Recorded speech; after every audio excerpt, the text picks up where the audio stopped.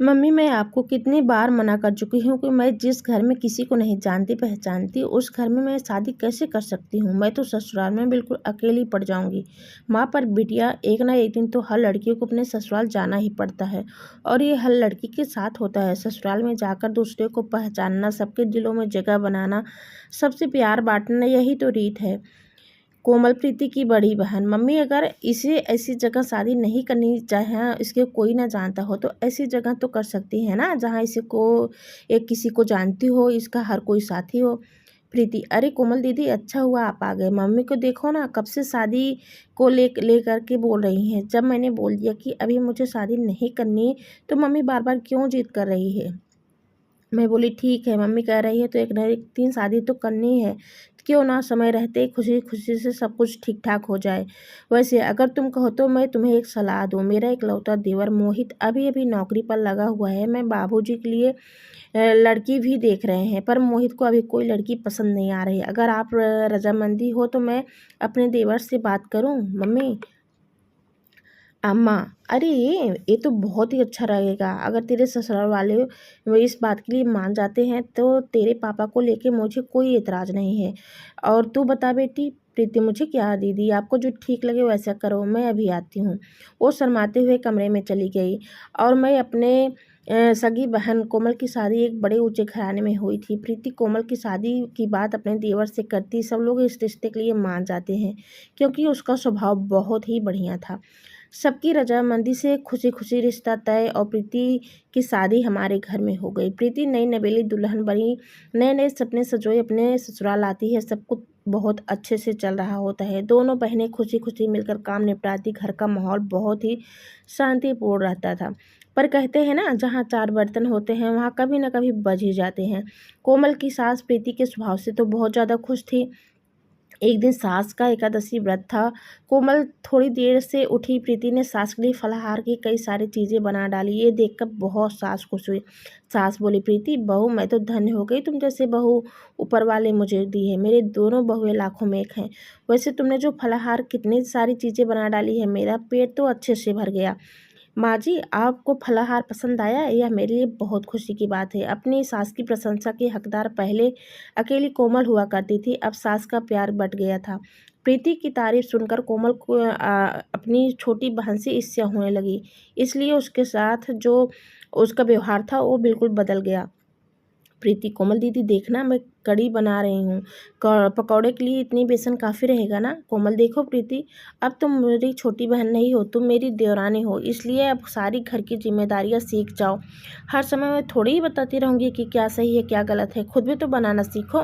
वैसे भी तो मुझे बहुत सारे काम हैं। आज से पहले कोमल ने प्रीति की ऐसी बात नहीं की थी। प्रीति इस पर ध्यान नहीं देती। अब तो कोमल अक्सर प्रीति को नीचे दिखाने का कोई भी कसर नहीं छोड़ती थी। एक दिन प्रीति ने गलती से दाल में देसी घी के तड़के की जगह तेल का तड़का लगा दिया, जिस पर कोमल उसे टोकने लगी। कोमल, देखो प्रीति, तुम्हें पता है ना, माँ जी को देसी घी की तड़के वाली दाल पसंद है, फिर तुमने तेल का तड़का क्यों लगा दिया। प्रीति दीदी, मुझे देसी घी नहीं मिल रहा था, मैंने पूरी रसोई में देखा, इसलिए मैंने तेल का तड़का लगा दिया। कोमल, 6 महीने तुम्हारे शादी को हो गए, कब तक मैं ही रसोई का सामान का देखभाल करती रहूँगी। तुम्हें भी तो देखना चाहिए।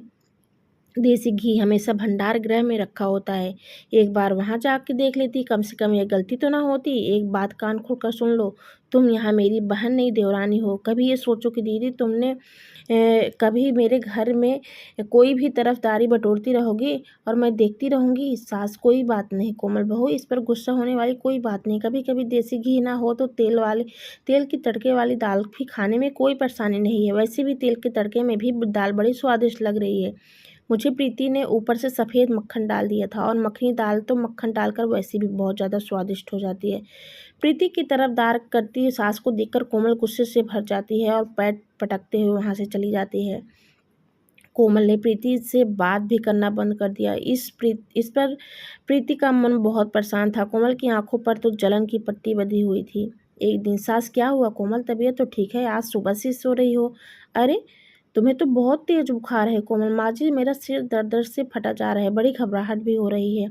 सास, प्रीति बहू जल्दी आओ, देखो कोमल बहू को बुखार से हो गया है, वो तप रही है, किसी से कुछ भी नहीं बताया, सूरज भी शहर से बाहर गया हुआ है। प्रीति, कोमल दीदी आपने मुझे क्यों नहीं बताया? घबराओ नहीं, मैं अभी मोहित को फ़ोन करती हूँ, ऑफिस नहीं पहुँचे होंगे, रास्ते में ही होंगे। प्रीति, हेलो मोहित, आप तुरंत घर आ जाओ, दीदी की तबीयत ठीक नहीं है और बुखार से तप रही है, मुझे बहुत ज़्यादा घबराहट हो रही है। मोहित, प्रीति का पति जो था। घबराओ नहीं प्रीति, मैं अभी आता हूँ, तुम चिंता मत करो। प्रीति दीदी करके रोने शुरू कर देती है। इतने में मोहित घर आ जाता है। लोग कोमल को लेकर अस्पताल पहुँचते हैं। उसका बुखार जो है एकदम सर चढ़ गया था। प्रीति अपने मम्मा पापा को भी फ़ोन कर देती है। लोग भी अस्पताल पहुँचते ही प्रीति रो रो कर डॉक्टर से अपनी दीदी को ठीक करने की बात कह रही थी। प्रीति रोते हुए, डॉक्टर साहब मेरी दीदी ठीक हो जाएगी ना, प्लीज़ आप उसका अच्छे से इलाज कीजिए, दीदी को ठीक कर दीजिए। 1 हफ्ते बाद कोमल की तबीयत में सुधार आया, हॉस्पिटल से छुट्टी मिली। प्रीति ने कोमल के अस्पताल से बहुत ज़्यादा सेवा की थी। घर आने पर भी बहुत ज़्यादा ध्यान रखा। प्रीति अकेले ही सारा घर का काम निपटा दी, साथ ही साथ कोमल की भी बहुत ज़्यादा देखभाल करती।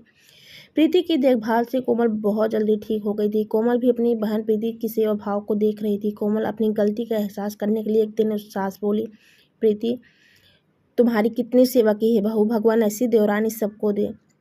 अपनी सास के मुंह से शब्द सुनकर कोमल की आंखें भर आई। तभी प्रीति बोली, प्रीति देवरानी नहीं, बहन हूँ माँ जी। बहनों में तो ऐसे मनमुटाव चलते ही रहते हैं। जब हम छोटे थे तो अब भी हम झगड़ा करते थे, तब क्या हमारा रिश्ता खत्म हो गया? प्रीति, अरे कोमल दीदी, आपको लगता है थोड़ी बहुत लड़ाई रिश्ते से हमारा रिश्ता खत्म हो जाएगा? तो आप गलत है। मैं आज भी आपकी बहन हूँ, कल भी थी, हमेशा ही रहूँगी। मुझे कभी देवरानी मत समझिएगा और ना ही बोलिएगा। कोमल, मेरी प्यारी बहना, आज के बाद ऐसी गलती नहीं होगी। और गले लग जाती है और अपनी आँखों जो है आँखों में आंसू तो आती है, लेकिन वो आँखों की आंसू जो होती है खुशी को होती है। अब तो देवरानी जेठानी नहीं बल्कि 2 बहनों का मिलन हुआ था। दोस्तों, आज की हमारी स्टोरी कैसी लगी कमेंट में ज़रूर बताइएगा। अच्छी लगी होगी तो लाइक शेयर के साथ साथ चैनल को सब्सक्राइब करिएगा। आपको यहाँ पे डेली रूटीन के साथ साथ स्टोरी भी सुनने को मिलेगा।